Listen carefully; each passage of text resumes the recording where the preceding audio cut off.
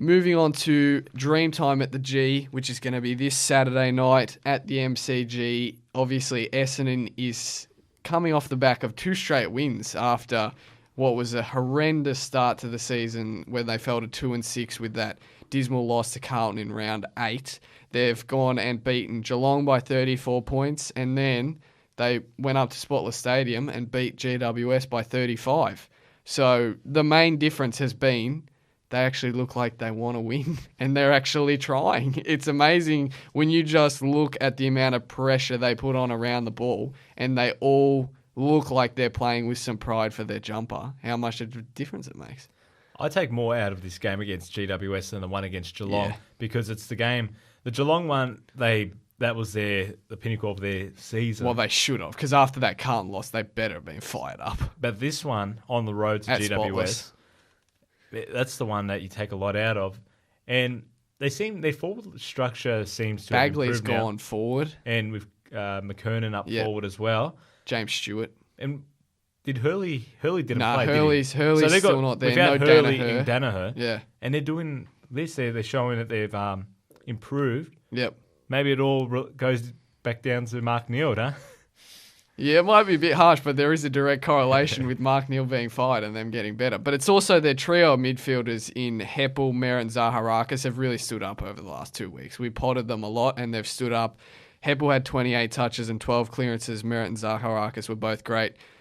Devon Smith, 13 tackles. He actually leads the league in tackles this year, so that's something they need. And then Merritt had 8 as well. Bagley 7. Bagley kicked career high 3 goals. So, yeah, a lot better from Essendon. In saying that, I heard on another podcast, the Age podcast, Caroline Wilson said that Devon Smith is arguably the best recruit from the trade period.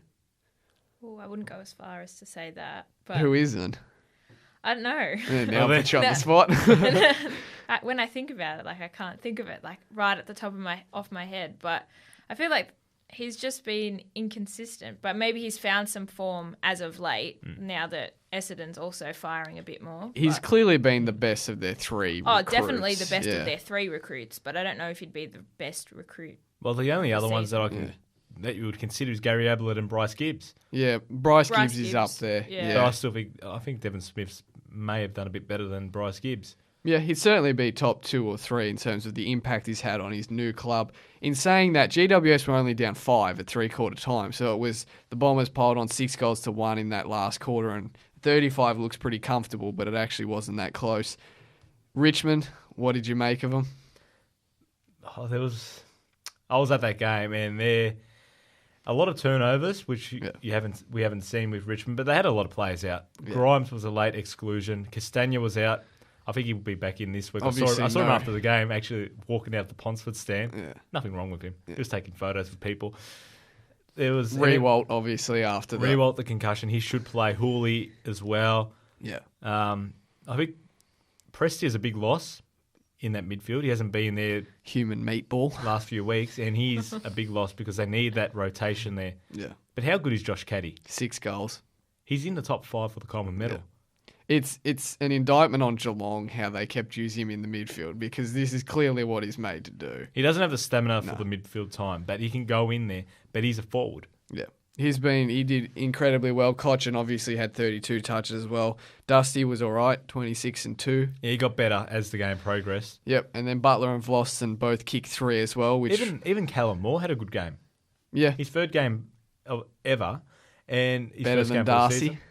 Oh, he can't kick. He can't kick. He kicked 3 behinds, but he had 6 marks and 14 disposals. Yep.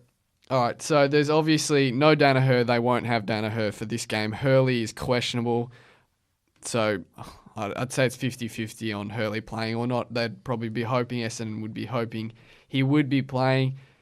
Brownie, who wins and why? I think Richmond's just got a bit more class. Yep. And as I said a couple podcasts ago, they're the cruise ship? The cruise ship. They're just rolling cruising through. I think they'll get a 20-point win. 20-point win. Richmond, 22 points. Yeah, Richmond, probably by 18, I'm going to say. I think Essendon will compete, but I'd say Richmond as well. But best on ground, go for it. Brown, best In on ground?